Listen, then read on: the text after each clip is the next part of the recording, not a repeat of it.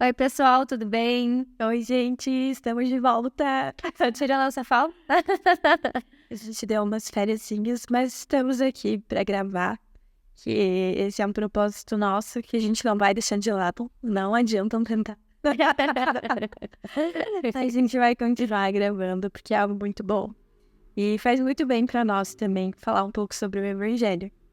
E hoje a gente vai começar uma pequena coleção, onde a gente vai falar sobre as parábolas que Jesus Cristo nos deixou, né? As parábolas, elas são vivas, são atuais, estão no nosso dia a dia. Não importa se daqui 100 anos estejamos totalmente diferente, mas daqui 100 anos as parábolas elas ainda vão fazer sentido, tá bom? E hoje eu acho que vamos começar com a...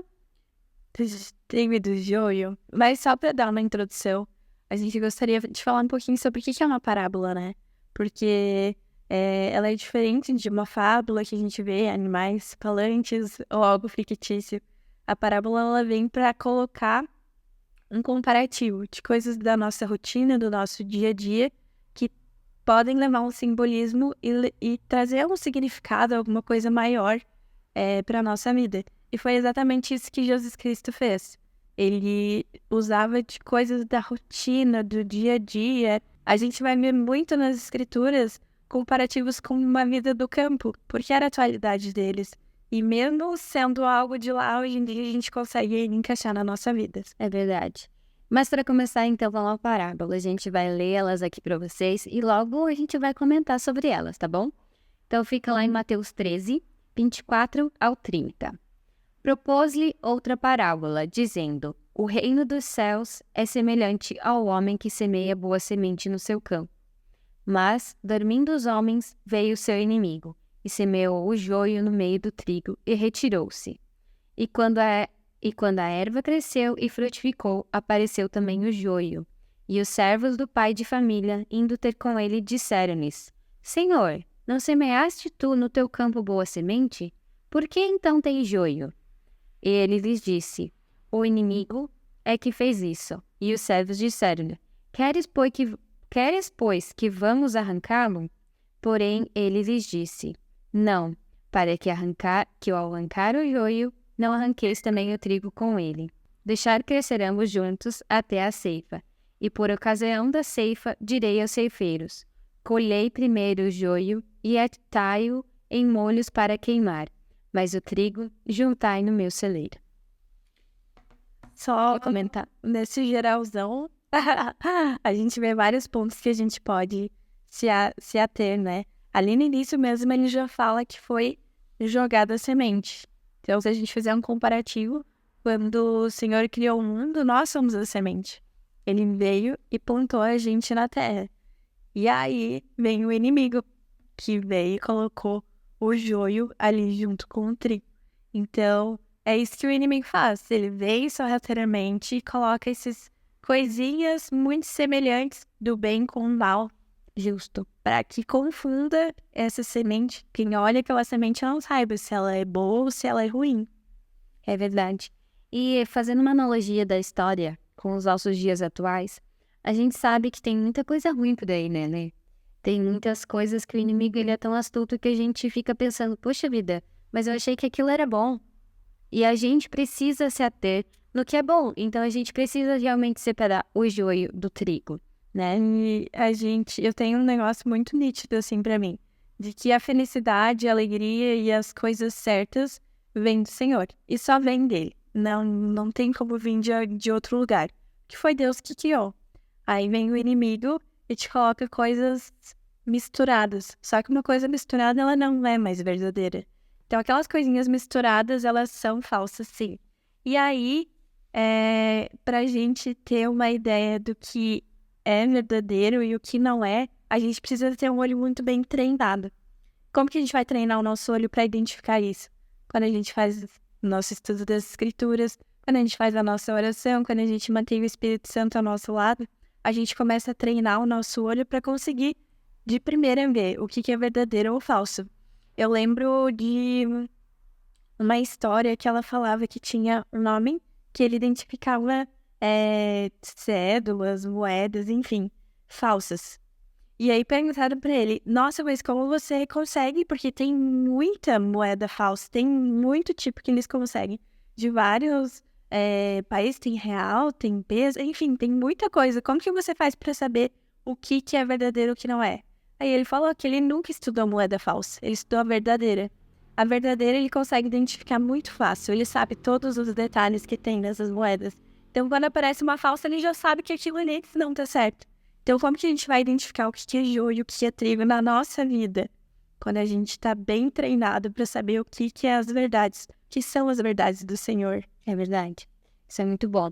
E até explicando um pouco mais sobre a parábola, os próprios seguidores de Cristo, os discípulos, perguntaram para o Senhor para explicar essa parábola para eles, porque eles mesmo assim não estavam entendendo. Então, o homem que semeia é o Filho de Deus, o Filho do Senhor, Jesus Cristo.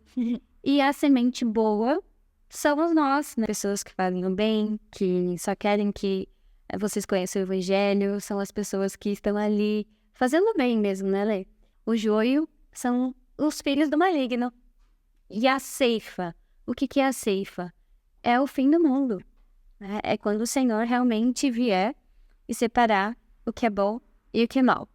Então, a gente precisa se ater um pouco a isso, pesquisar, orar, começar a olhar, como a Lê falou da analogia das moedas, a gente precisa nos fortalecer, se fortalecer na verdade, que é o Evangelho, para que a gente sempre olhe para a verdade, a gente possa separar também o joio da nossa vida. E ali, ele fala que no final ia vir o ceifeiro, né, para fazer essa ceifa, e só ele ia saber quem eram os bons e os ruins. Isso faz a gente pensar também sobre como julgar as pessoas, porque inicialmente a gente pode encontrar as pessoas lá dentro do Evangelho e pensar, nossa, essa pessoa é incrível, essa pessoa é maravilhosa, essa pessoa é, nossa, tudo aquilo. Mas a gente não sabe que a pessoa vive no particular dela, como ela trata a família dela, se ela de fato vive o Evangelho, a gente acaba julgando como algo muito bom. Ou às vezes a gente olha uma pessoa e enxerga somente os defeitos e coloca ela como trigo. E muitas vezes essa pessoa é uma pessoa esforçada, que está fazendo o melhor dela, que está estudando as escrituras, está passando por uma dificuldade, está tentando melhorar. E aí a gente, com esse olho carnal, acaba, não, isso aqui é bom, isso não é, joio e trigo, vai julgando. Mas aqui nas escrituras fala que no final das contas, quem vai conseguir julgar? Somente o Salvador. E até fico pensando agora, olhando para isso que você explicou, às vezes a gente passa no nosso dia a dia, né? Às vezes vem o joio, né? Até os nossos próprios celulares, eles são uma distração, eles tiram a gente do foco. Então, que a gente possa realmente olhar para dentro de nós, não estamos aqui para julgar ninguém, mas que a gente possa fazer essa autoanálise também, pensando o que tem de joio dentro da minha casa. Às vezes é a televisão, ao invés das escrituras, às vezes é o Instagram, às vezes de escutar um podcast que edifique, né, ler uma liarrona, às vezes escutar música que toca, né? Eu não consigo abrir ali uma playlist, sei lá, Top Brasil. E eu vi porque não dá.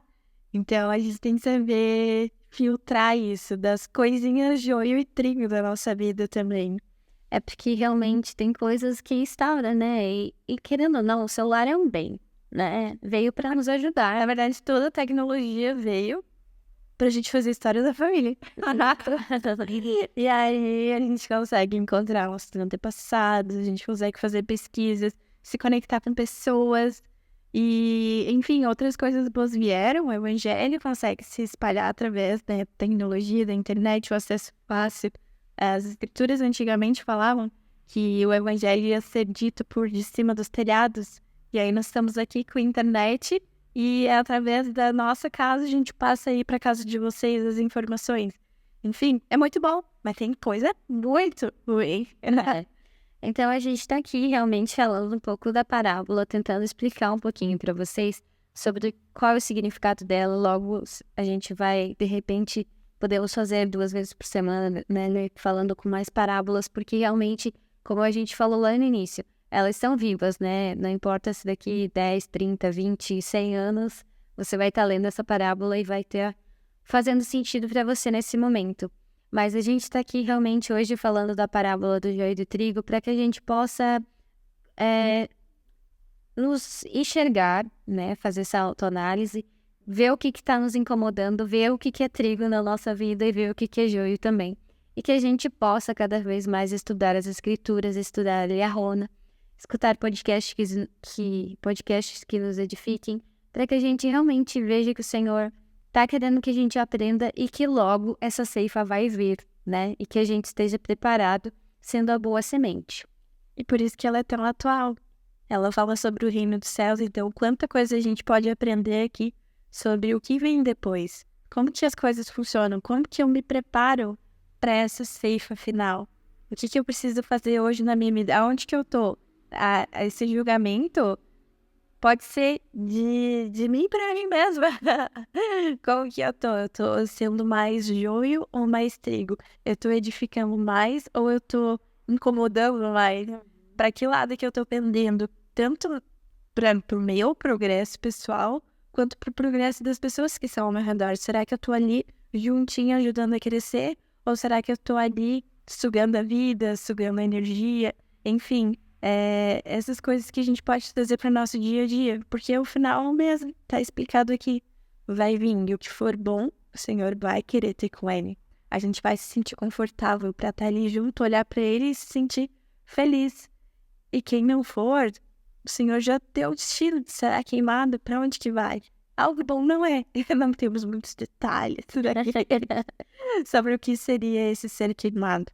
Mas eu acredito muito num tormento psicológico de, poxa, eu podia ter feito mais. Nossa, lá na igreja eles pediram tanto. Por que eu não abri o meu coração para fazer aquelas mudanças que o Espírito Santo me falou, que eu fui tocado, mas eu não fiz? Então, eu acredito que seja algo muito um pesar, uma tristeza. E aí, o que eu quero? É sentir uma alegria eterna ou uma tristeza eterna? Se nos nossos dias, aqueles dias ruins, a gente já não quer. Já não faz nada. Literalmente, a gente sente Já paralisado, né? Então, esse é o tempo. É isso que Jesus Cristo veio e traz para nós. Esse é o tempo que nós temos para nos preparar para se encontrar com Ele novamente. Porque os ceifeiros vão chegar e o Senhor vai levar o que é bom. Então é esse podcast que a gente deixa hoje para vocês. Espero que vocês tenham gostado desses minutinhos com a gente e que vocês possam seguir a gente na rede social, @Jardim Celestial Podcast. Acho que é isso, né, Lê? É isso. E com isso finalizamos. Tchau, tchau, gente. Beijo!